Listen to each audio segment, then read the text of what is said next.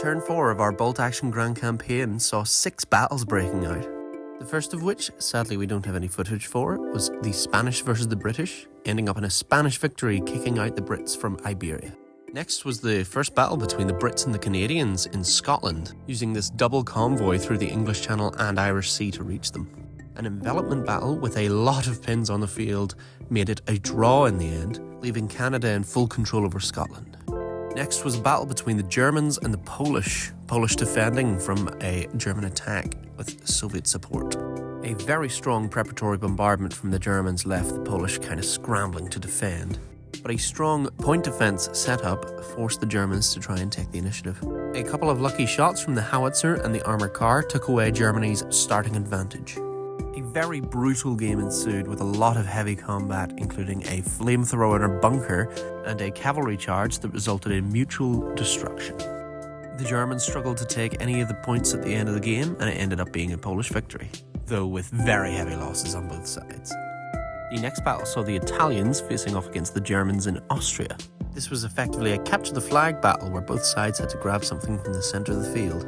But a swift German advance meant it was over very quickly, and the Germans ended with the dog on their side. The next battle saw the Spanish fighting off a French incursion into Catalonia.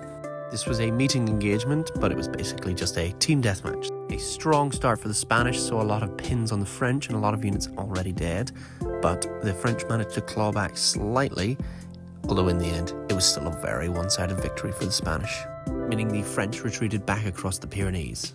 The next battle was the Polish assault on Berlin, fighting the Germans in their capital city. This is the first capital battle of the campaign so far. Now, this is perhaps the most interesting and the most stressful battle I've ever played of this game so far, so we'll be doing a full battle report on this one, but if you're just interested in the result, it was a Polish victory, meaning the German capital was now in Polish hands. The final battle of this week was between the Soviet Union and the Italians, as the Soviets break the siege on Istanbul. The Soviets, as usual, brought an absolute horde of infantry to this sectors game.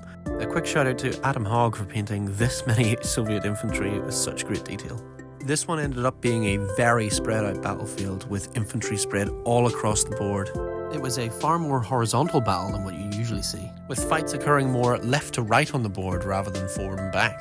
Despite an initially even playing field, an airstrike from the Soviets started to turn the battle in their favour.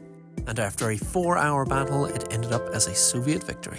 The map going into turn 5 leaves Germany in a very tough spot. And as always, if you want to read any more of the lore behind these actions, feel free to pause the video at any point. If you want to keep up with us and see the battle report for the Battle of Berlin, just give us a follow and we'll see you in the next one.